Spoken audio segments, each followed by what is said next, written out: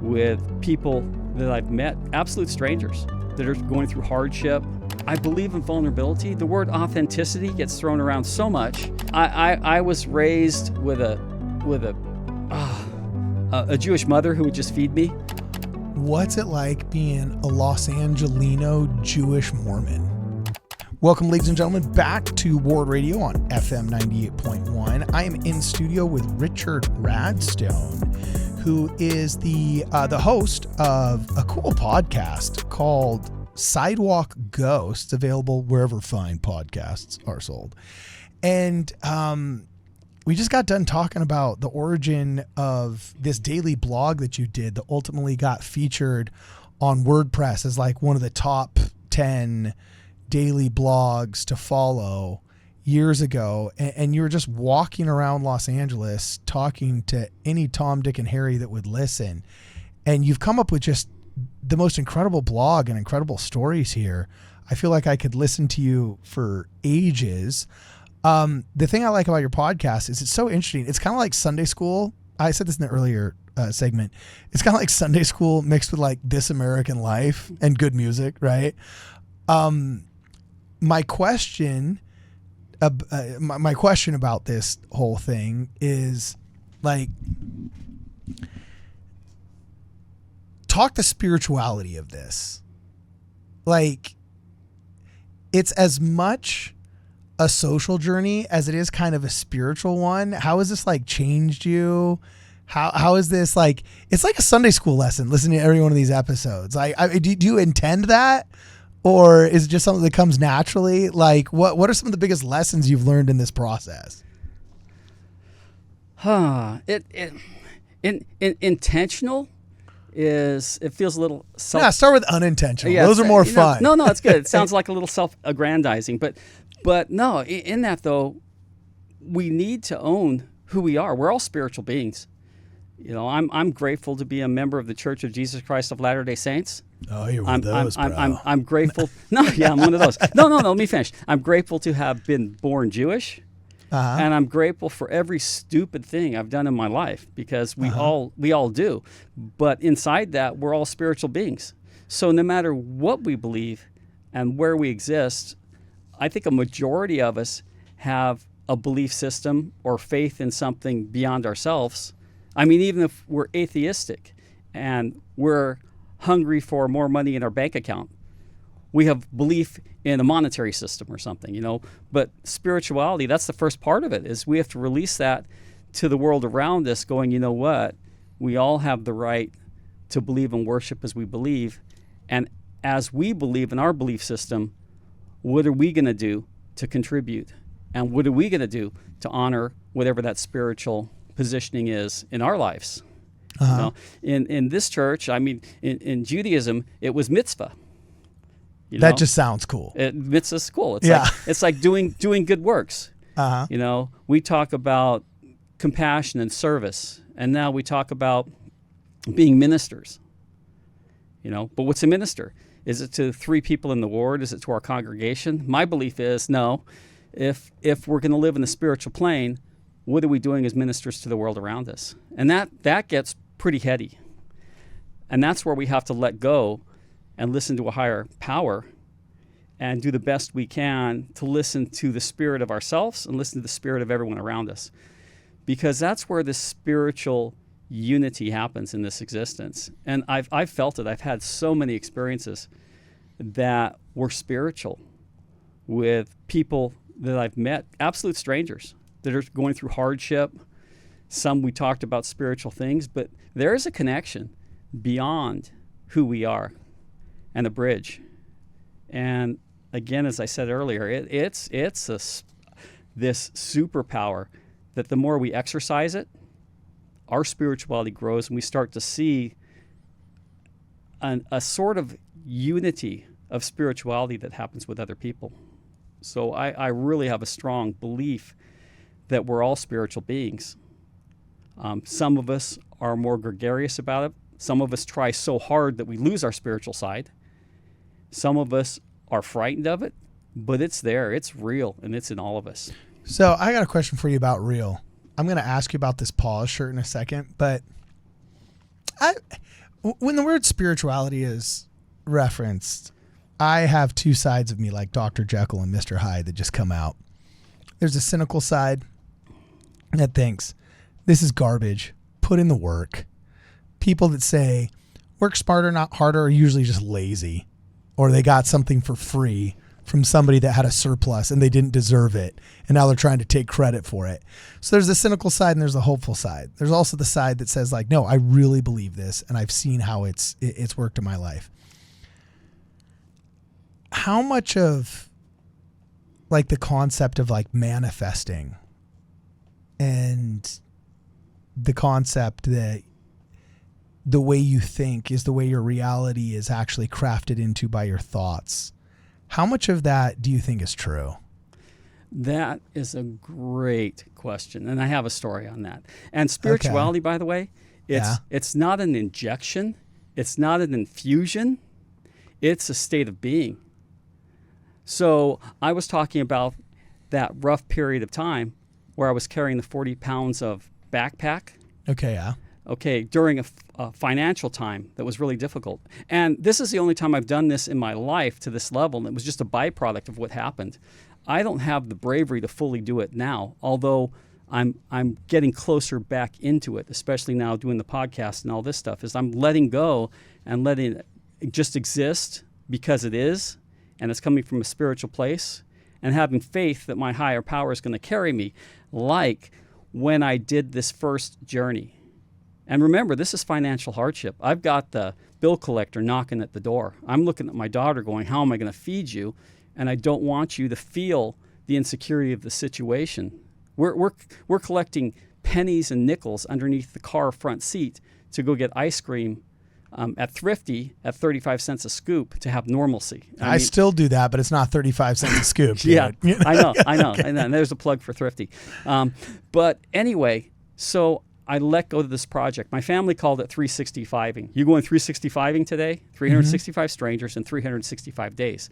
Some days I'd go out and walk right into somebody and they'd engage with me. Some days I'd walk around for 10 hours and get brutally beat up until somebody finally accepted. And then I'd come back and I set this goal for myself by 5:30 a.m., which was my posting date. If I don't post, I'm going to start again. So I put that pressure on myself. So that became my life. I wasn't focusing on business or anything. Here's the part that blows me away about manifesting. Okay. I just got lost and beyond myself to just do this thing because. And about 3 weeks in, the phone rings. Okay. Somebody I hadn't spoken to in 20 years. And they said, I don't know why, but I just thought of you and I have a project. Wow. A couple weeks later, I get another phone call from someone, the same thing. Those two people gave me business for the entire length of that project. Even some of them, when I was doing the work with them, they'd say, hey, get out of the casting room, go outside because you have to be 365ing. My clients were saying, I'll help clean up so you can go do this thing. Really? It was wild. And at the end of that year, I think it was like $5.67 more of my income than that offer that just dissolved in a brutal way of the back east job. Okay? So I just let go and said, I'm doing this from a spiritual level. I'm doing this because it matters. And it grew to become infectious, and it started becoming dialogues from around the world in the comment section. And I just wouldn't stop. And I was provided. Okay. So provided for. Cynics might say that a broken clock is right twice in your life. It's bound to happen once. That's a great story, but it is indeed anecdotal evidence. Do you think there is actually like a spiritual system that can be tapped into? Like, remember that book, The Secret, that there actually is like a secret that is kept? Or do you think there's a way that like a listener who hears that kind of story and says, I want that for me in my life? Is there any practical advice for being able to harness that spiritual power? I usually don't ask questions like this, by the way.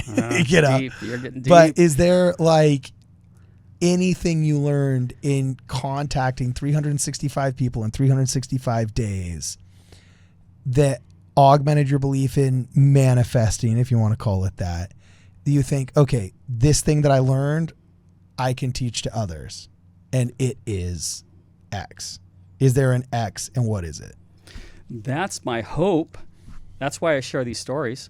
That's why the blog and podcast exists. And I'm hoping something radiates through that people listen to and feel.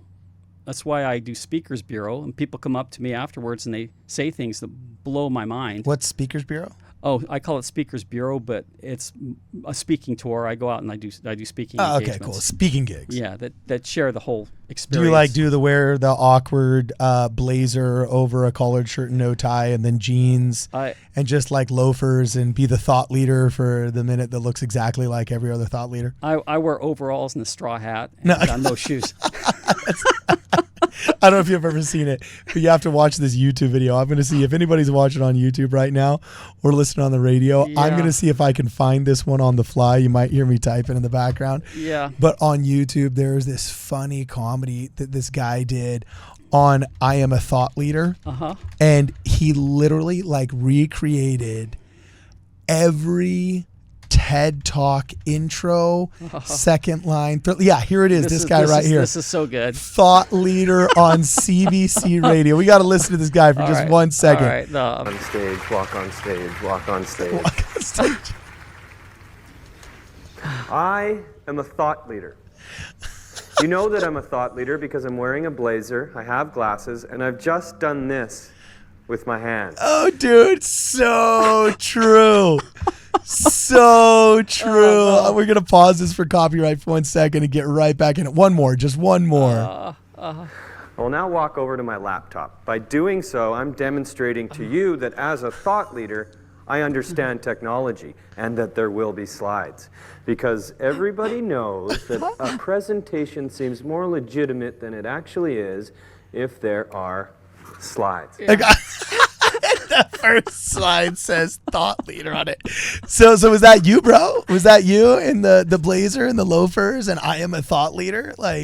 You dropped straight out of Microsoft? Or? Well, I'm not sure. I'm thinking, should we bring up my slide deck right now so I can really... But did you really bring a slide deck? No, I'm just being a thought leader. See my hands? Oh, yeah, I was about to say, I see. Yeah. You were going meta. I dig it. Yeah, I dig it. Yeah.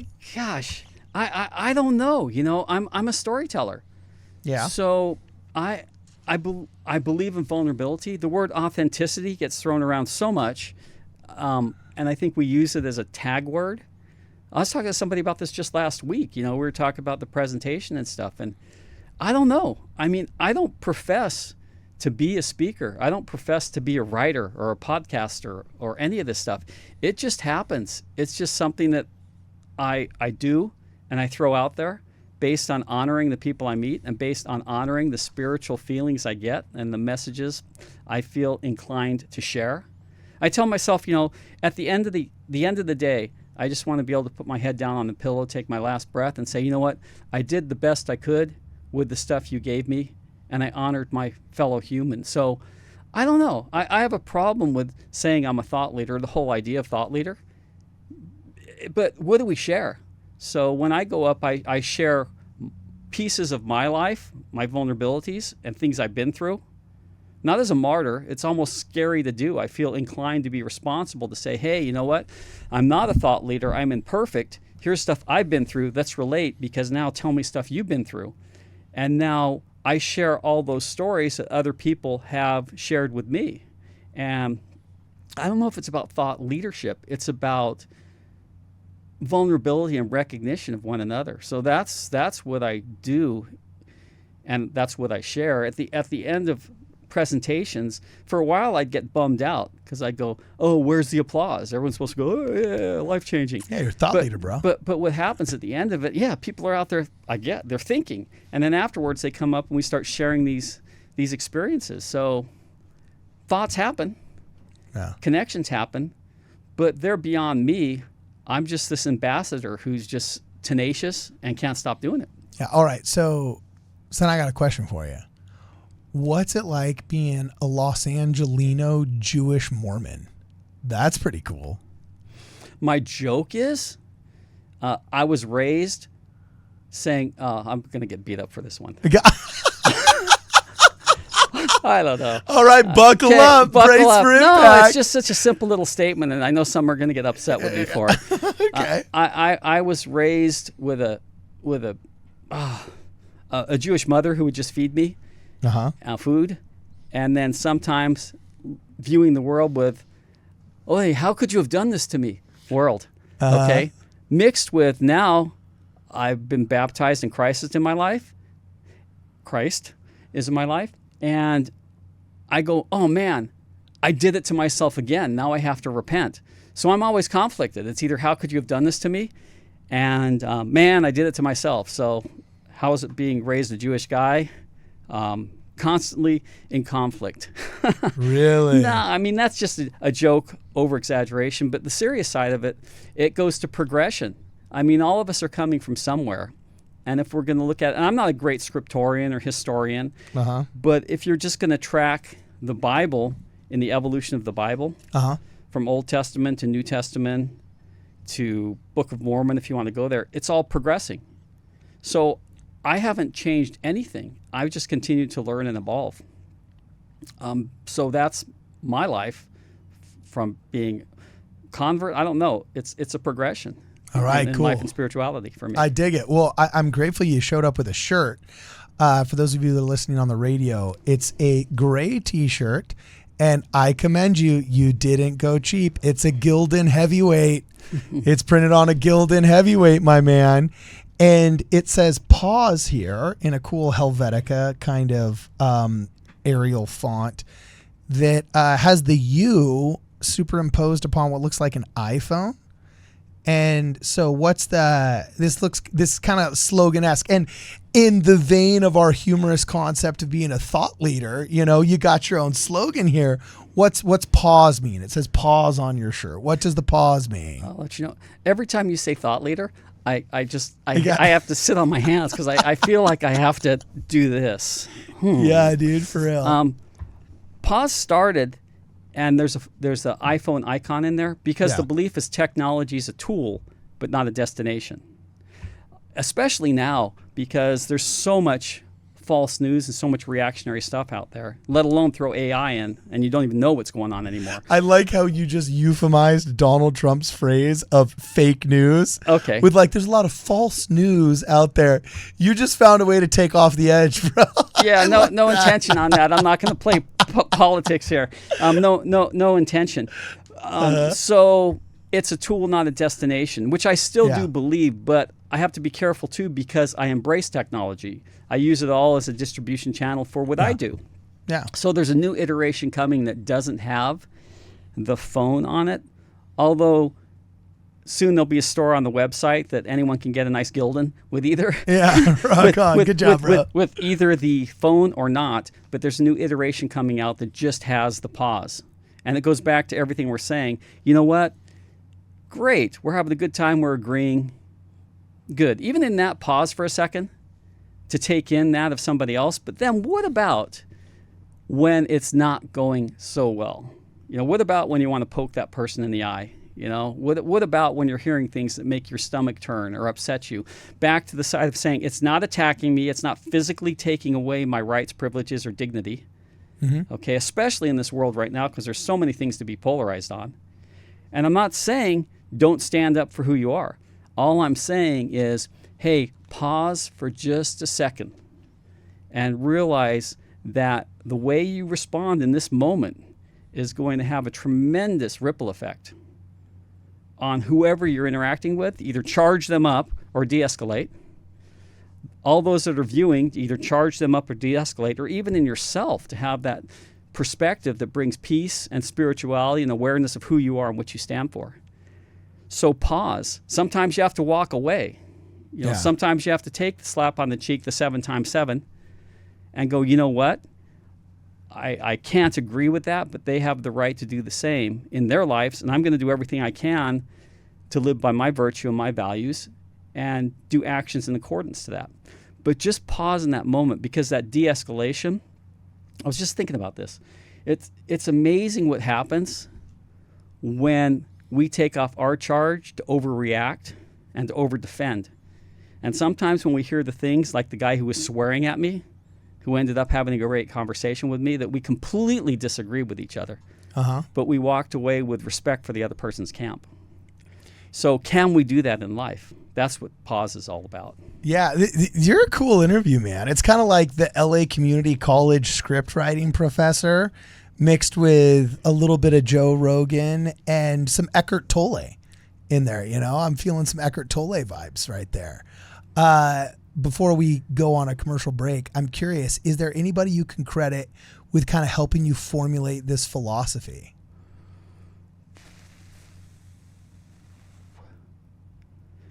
I'm sorry, God, you know, and all of my baggage and all of my trauma, because this thing, a part of the first year too, in vulnerability, it was narrative therapy. I mean, I'm throwing things to the world about who I am. Okay. I mean, really vulnerable stuff that some people jumped on.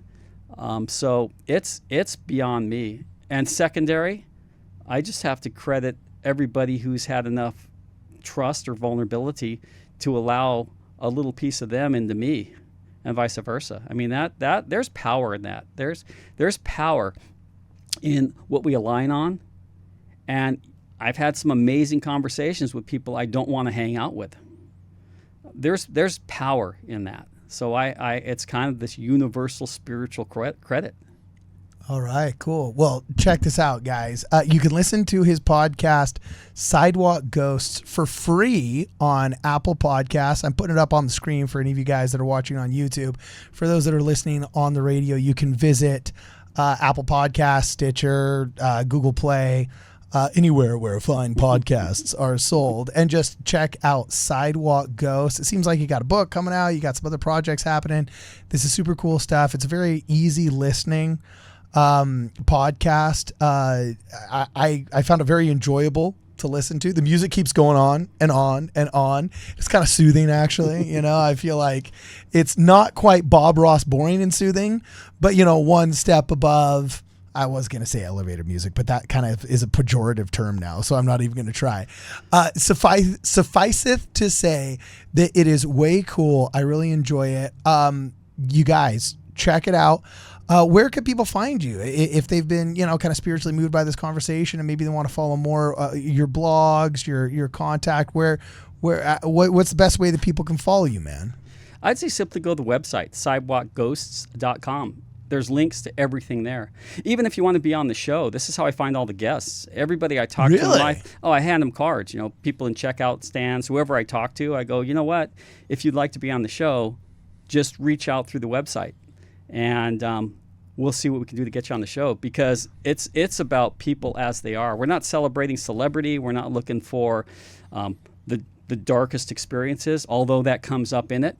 We're just working on sharing what's going on inside all kinds of people.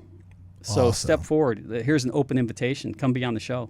What I tell everybody is what you have to say, no matter who you are, can definitely touch the heart of someone else out there in the world. So please do share.